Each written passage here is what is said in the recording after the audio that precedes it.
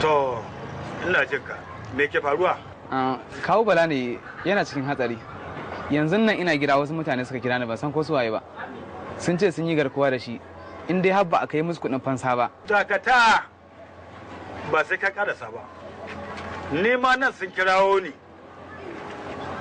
Wato suna nan akan bakan nasu na naira miliyan 10 din. Nan idan aka karye da kayan nan a kasuwa aka tattara kuɗin za a iya samun wasu kuɗi masu tsoka. Daga nan kuma sai a yaya. Daga nan sai a kai musu kuɗin su sako shi kamar yadda suka bukata. Saboda ban yi gaban kaina bane ba na ce bari na zo na sanar da ku a matsayin ku na yan uwansa ku zama shaida saboda kar abi ya zo daga baya kuma. Dakata yaro. Babu wasu kuɗi da za a ɗauka a ba wasu 'yan iska. Ni ɗin nan da kake gani, ni suka fara kira. Da suka gani ba irin wannan mutanen da za a yi wannan zancen ba ne. Shi da suka sauya taku suka biyo ta kanka. Amma fa gaskiya ina ganin idan ba a yi kamar yadda suka bukata ba to wallahi za su iya aiwatar da abin da suka faɗa. To na ji, amma ba kai ne za ka kai kuɗin ba. Ni ne zan kai kuɗin da kaina. Kuma daga ranar za su gane cewa faɗa da aljani babu riba. Amma fa ina ganin akwai haɗari saboda ka san ni kaina sun ce kana sanar da kowa wannan abu. Kai yaro, kallani da kyau. Tsohon sojan da ni fa. So 70 na zuwa yaƙi. Ni kaɗai ina da kake gani tak bataliya 3 na tawatsa.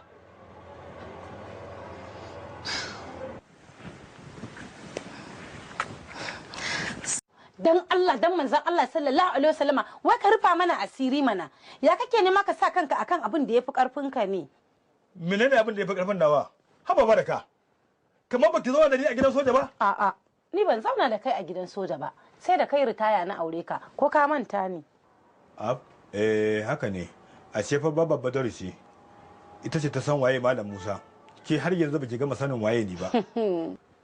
Ni ce ban gama sanin ka ba? Haba baban Badaru. Kada fa ka manta cewa shekara 15 ba kwana 15 ba ce. Na san ka sarai, na san abin da zaka iya yi, na kuma san wanda ba zaka iya yi ba.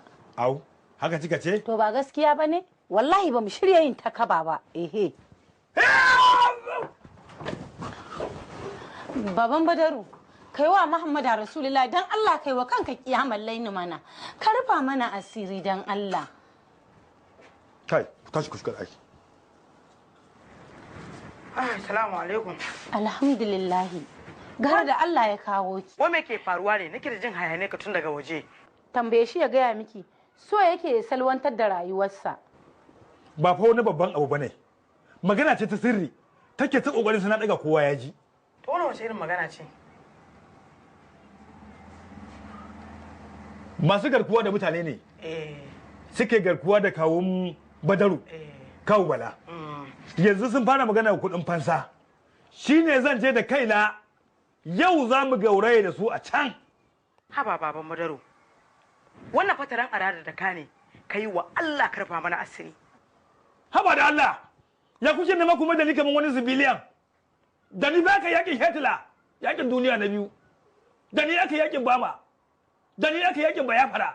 Babu abin da ya same ni. Wallanta na wasu ƴan kucikuwa mu, wasu kidnappers. Baban Badaru, yakin duniya fa na ji ka ce. Ka dallar bai mana baki.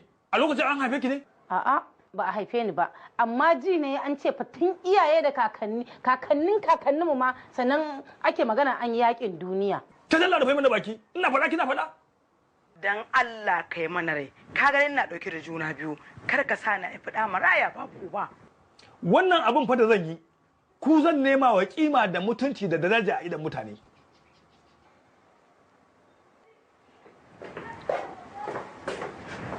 Ikon mai duka ikon